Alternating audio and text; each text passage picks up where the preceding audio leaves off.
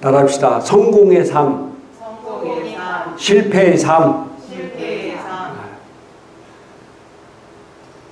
오늘 우리에게 주어진 말씀은 내가 지금 성공의 삶을 살고 있는가, 또 실패의 삶을 살고 있는가에 대해서 같이 말씀을 나누도록 합니다.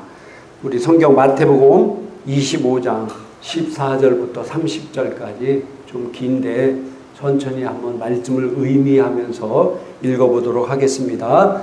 또 어떤 사람이 타국에 갈 때 그 종들을 불러 자기 소유를 맡긴과 같으니 각각 그 재능대로 한 사람에게는 금 5달란트를, 한 사람에게는 2달란트를, 한 사람에게는 1달란트를 주고 떠났더니 5달란트 받은 자는 바로 가서 그것으로 장사하여 또 5달란트를 남기고 2달란트 받은 자도 그같이 하여 또 2달란트를 남겼으되 1달란트 받은 자는 가서 땅을 파고 그 주인의 돈을 감추어 두었더니 오랜 후에 그 종들의 주인이 돌아와 그들과 결산할 때 5달란트 받았던 자는 5달란트를 더 가지고 와서 이르되 주인이여 내게 5달란트를 주셨는데 보소서 내가 또 5달란트를 남겼나이다. 그 주인이 이르되 잘하였도다. 착하고 충성된 종아, 내가 적은 일에 충성하였음에 내가 많은 것을 내게 맡기리니 내 주인의 즐거움에 참여할지어다 하고 2달란트 받았던 자도 와서 이르되 주인이여 내게 2달란트를 주셨는데 보소서 내가 또 2달란트를 남겼나이다. 그 주인이 이르되 잘하였도다. 착하고 충성된 종아, 내가 적은 일에 충성하였음에 내가 많은 것을 내게 맡기리니 내 주인의 즐거움에 참여할지어다 하고 1달란트 받았던 자는 와서 이르되 주인이여 당신은 굳은 사람이라 심지 않은 데서 거두고 해치지 않은 데서 모으는 줄을 내가 알았으므로 두려워하여 나가서 당신의 달란트를 땅에 감추어 두었었나이다. 보소서 당신의 것을 가지셨나이다. 그 주인이 대답하여 이르되 악하고 게으른 종아, 나는 심지 않은 데서 거두고 해치지 않은 데서 모으는 줄로 내가 알았느냐. 그러면 내가 마땅히 내 돈을 취리하는 자들에게나 맡겼다가 내가 돌아와서 내 원금과 이자를 받게 하였을 것이니라 하고 그에게서 그 1달란트를 빼앗아 10달란트 가진 자에게 주라. 무릇 있는 자는 받아 풍족하게 되고 없는 자는 그 있는 것까지 빼앗기리라. 이 무익한 종을 바깥 어두운 데로 내쫓으더라. 거기서 슬피 울며 이를 갈리라 하니라. 아멘. 여러분 지금 성공의 삶을 살고 있습니까? 할렐루야. 실패의 삶을 살고 있다고 생각하십니까?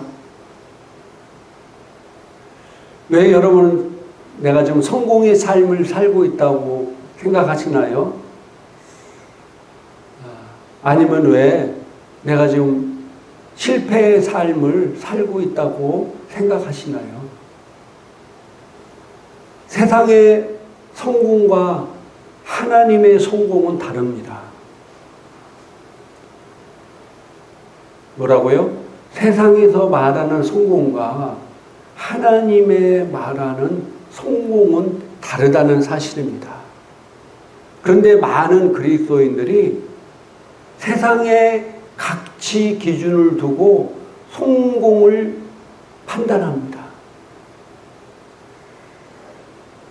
그리고 세상의 성공을 위해서 자기 인생의 시간과 자기 인생의 모든 것을 그곳에 투자합니다. 즉 무엇이 성공의 삶인지 무엇이 실패의 삶인지를 모르고 살고 있다는 것입니다.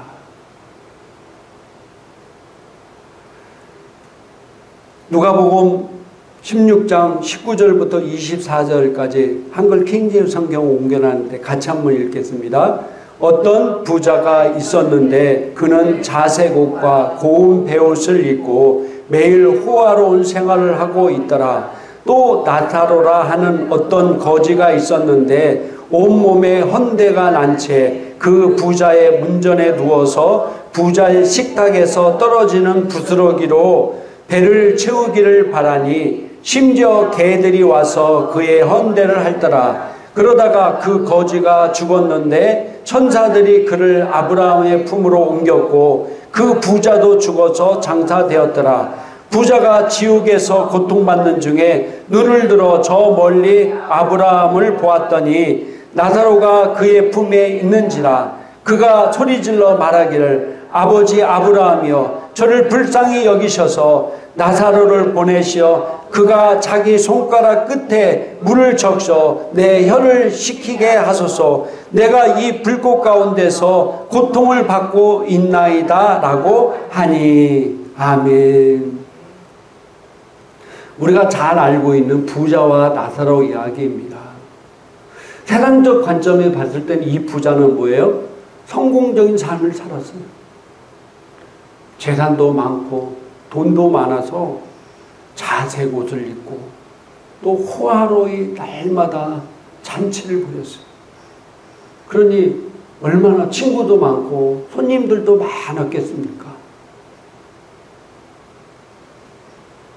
세상 사람들이 보기에는 매일 그렇게 칭송했겠죠. 야, 저 사람 진짜 대단하다. 저렇게 재산도 많고 또 부자고 저렇게 매일 잔치하고 야, 저 사람 진짜로 성공했다. 근데 이 부자가 세상 사람들이 보기에는 성공적인 삶을 살았는데 하나님 보시기에는 실패자의 삶을 살았다는 거예요. 그 증거가 뭡니까? 지옥에 있잖아요, 지금.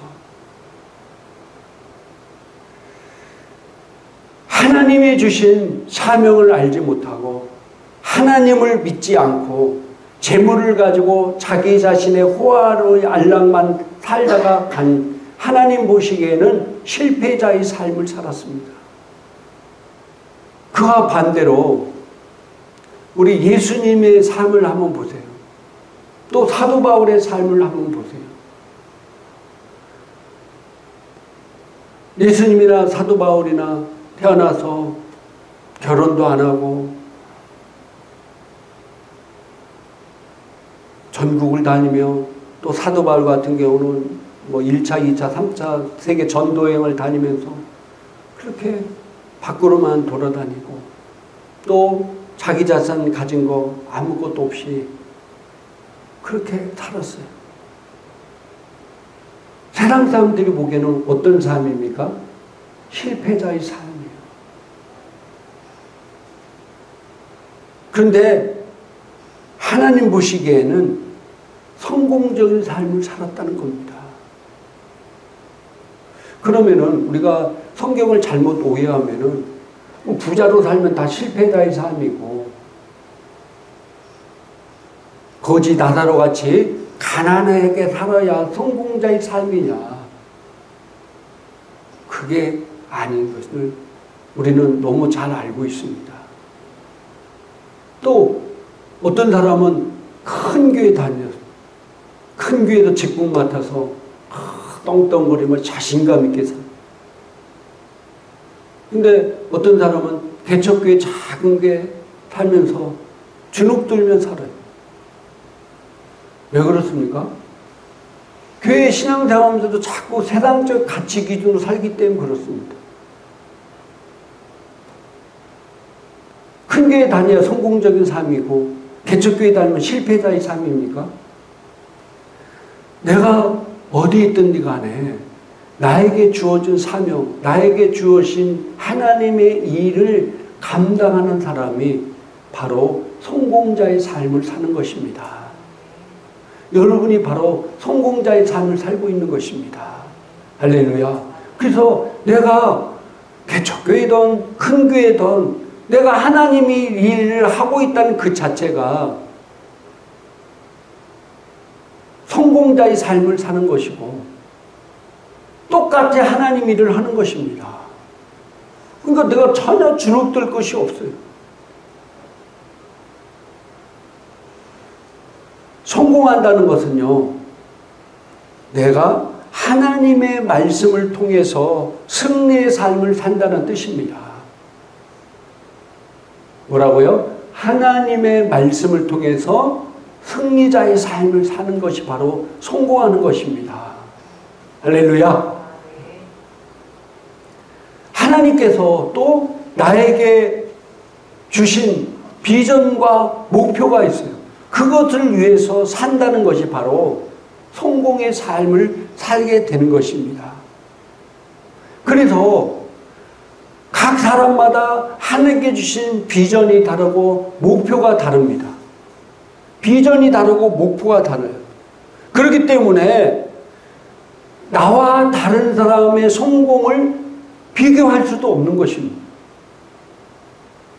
하나님께 나에게 주신 비전과 목표가 다 다른데 어떻게 다른 사람과 성공을 비교할 수 있겠습니까? 다른 사람이 성공하고 있기 때문에 내가 실패하고 있다고 생각하지 마시기를 주님의 이름으로 축복합니다. 왜? 그 사람과 내가 다르기 때문에 그 사람이 성공자의 삶을 산다고 해서 내가 실패자의 삶을 살고 있구나 이렇게 오해하지 말라는 것입니다. 하나님께서도 성공을 그런 식으로 규정하지 않습니다. 성공은 상대적인 것입니다. 뭐라고요? 성공은 상대적이다. 오늘 성경에서도 5달란트를 받은 사람이 있고 2달란트를 받은 사람이 있고 1달란트를 받은 사람이 있어요. 5달란트를 받아서 5달란트를 남겼다 해서 2달란트를 받았던 사람이 2달란트를 남겼기에 덜 성공적인 게 아니라니까요. 하나님 보시기에는 뭐예요? 똑같아. 성공자의 삶을 살았다는 것입니다. 단지 그 사람의 하나님께 주시는 비전과 그릇이 다를 뿐인 것입니다. 오늘 성경에 보세요. 5달란트를 받은 사람이나 2달란트를 받은 사람이나 토시 하나 안 틀리고 똑같은 단어로 주님께서 칭찬하셨습니다. 그래서 어떤 사람은 하나님께 많이 쓰임받는다 해서 성공적이고 나는 좀 덜 쓰임받는 것 같다고 생각했다는 성공하지 못하고 실패자의 삶을 살고 있다. 이렇게 오해하지 말라는 것입니다. 왜? 성공은 상대적이기 때문인 것입니다. 하나님께서 나에게 주신 비전, 하나님께서 나에게 주신 것들을 가지고 내가 하나님의 일을 하는 것이 바로 성공자의 삶인 것입니다. 그것이 어떤 사람은 클 수도 있고 어떤 사람은 적을 수도 있어요. 그렇다고 제가 그 그릇을 한정 지으라고 그거 얘기는 아닌 것입니다. 또 사람에게는 과정이 있어요. 과정이.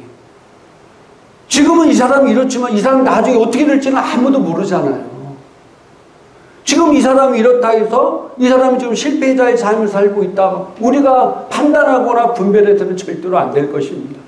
여러분 지금 어떤 상태에 있다고 해서 이게 내 인생의 전부인 것처럼 절망하거나 낭망해서는 안 된다는 거예요.